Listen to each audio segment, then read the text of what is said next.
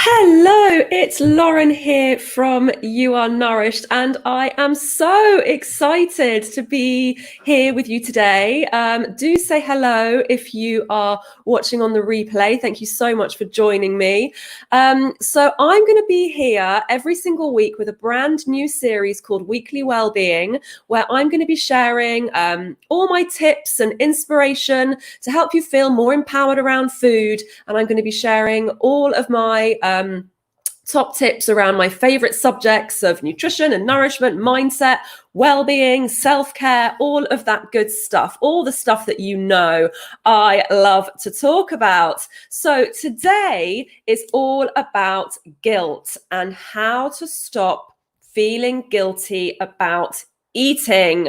Now, this is something that is so common. So if you experience it, don't feel guilty about the fact that you experience it, because it's super common.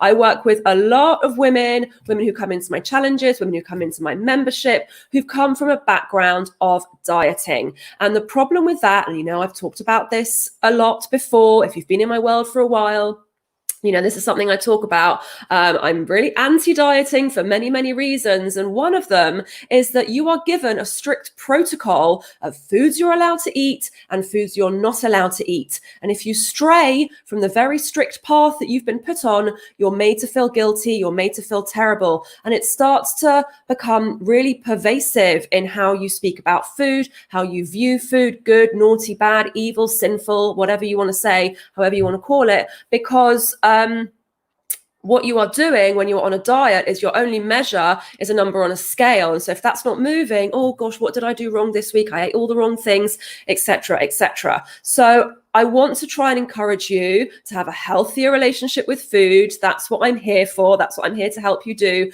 And so today we're going to talk specifically about how to stop feeling guilty about eating. And I have got 3 tips to share with you today that you can start to implement right away so that you can start to have a more nourished approach to how you eat.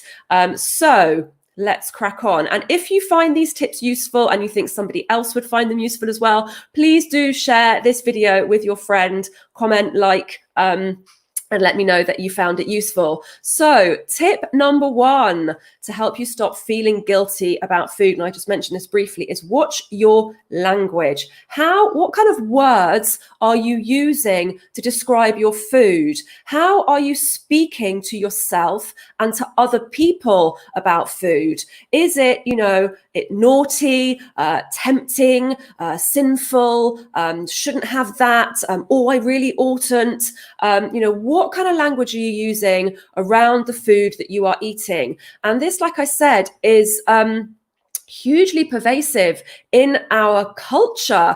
I mean, just think about going to, a coffee shop, for example. Not that we can do an awful lot of that at the moment, but back in the days when we were allowed to go into coffee shops, you would even perhaps have a conversation with the person, behind the counter, with the person serving you. Oh gosh, no, I really shouldn't. Would you like to have a slice of this cake? Or are you going to have anything else with your coffee? Oh no, well, I better hadn't. I'm watching my waistline. Or no, I'll have to work that off. Or oh no, I mustn't. I feel too guilty about eating something like that. And so it's just ingrained in the way that we talk to everybody. How do you talk to your family members? How do you talk to your friends about food? If you're round at someone's house and they've made you dinner and they offer you dessert, oh, I better not.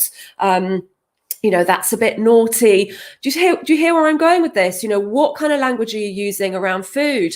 Recently, and this is something, that takes practice. This is something that's been ingrained in everything that we do, probably from when we were very, very small. So if, this is, it's taken years and years to get to the point where you're speaking about food like this. It's probably going to take a while for you to undo and unlearn the way that you've been, the vocabulary that you've been using around food, the way you've been speaking about food. But recently in my membership, one of my members said something, I have to confess, I haven't done this or I haven't done that. I didn't follow the plan to the letter, confession time. And that's fine, if you're reasonably new, this is the background that you're coming from. And I said, what are you confessing? This isn't a confessional, or we're not standing in line to be weighed every week. This is all part of what we do. This is all part of the journey. So this has just been ingrained in the way that we speak. So I want you to start to become aware and start to become conscious. Now that I've told you about it, you'll be like, oh my God, I can't believe I just said that to that person. Start to become aware, start to become conscious about how you're talking about food around other people, to yourself. And is that in a way that is conducive to a healthy relationship with food or not? So let me know if this is something that you resonate with.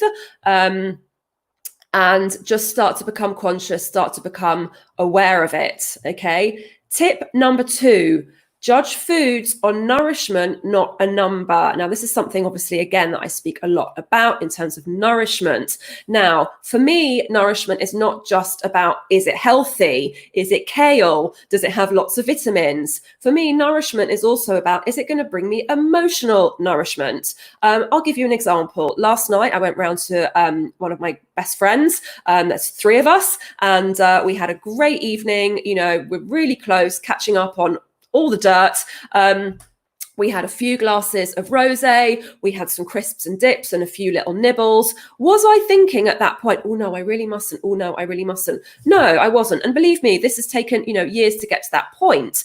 But for me, the nourishment was about being with my friends and, being able to talk openly and honestly and share and get advice and, all that good stuff that you have with your girlfriends. So for me, I came home feeling completely nourished, potentially a little bit tiddly after a couple of glasses of rosé, but completely nourished in my emotions and in my soul because I'd had such a gorgeous evening with my friends. Did I think to myself, oh God, I've overdone it on the wine, or God, I've overdone it on the crisps? No, absolutely not. There was none of that. Did I still get on my bike and exercise this morning? Yes, I absolutely did. Did I do that because I had to work off what I had last night? No. And again, that comes round to the language. If you're saying things like, I need to work that off, you're not having a healthy relationship with food, with exercise, with your body, or with your goals as to why you want to eat more healthily or exercise. For me, exercise has become a non-negotiable habit. Again, this has taken work, but I've managed to do it, and I do it for my physical and mental well-being, not because I'm working off a slice of cake or working off,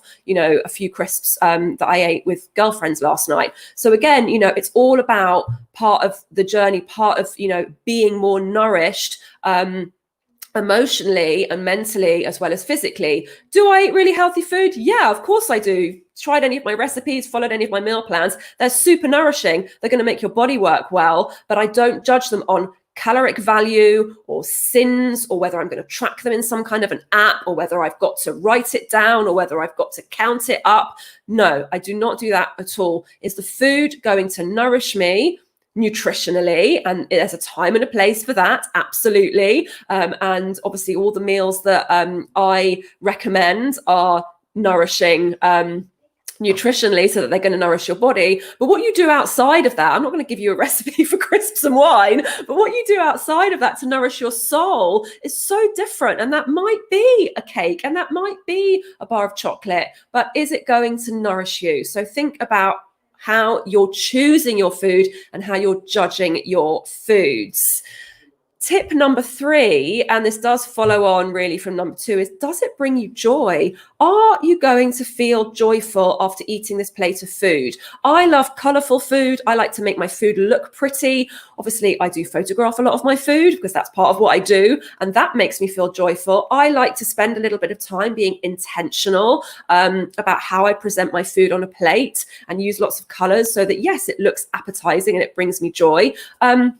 But there are also going to be times when it's not the most nutritionally balanced meal, but it still brings me joy because there's, it's wrapped up in being with friends, social occasions, maybe, watching your favorite box set and, having a little bit of chocolate with that is something that you enjoy doing. And that's completely great.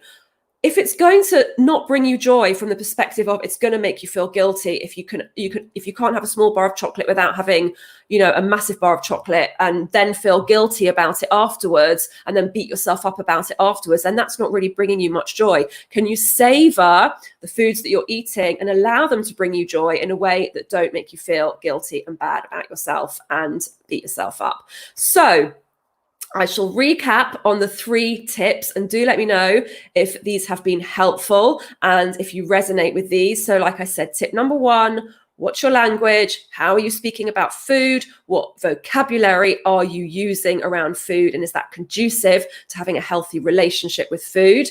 Number 2, judge foods on nourishment, not a number, and that can include emotional and mental nourishment as well. But we're not counting calories. We're not tracking our macros. It's purely based on whether it's going to nourish you. And number 3, does it bring you joy? Is the food going to make you feel happy? Because I'm all about putting the joy into food being a happy thing. And that is, around being social around food, enjoying the food that you're eating because it looks good and because you enjoy the taste of it. And sometimes that's not going to be the most nutritionally balanced food, and that's also okay. It is about balance, and it's about having a healthy relationship with all foods, not just healthy foods. So I hope that has been helpful to you.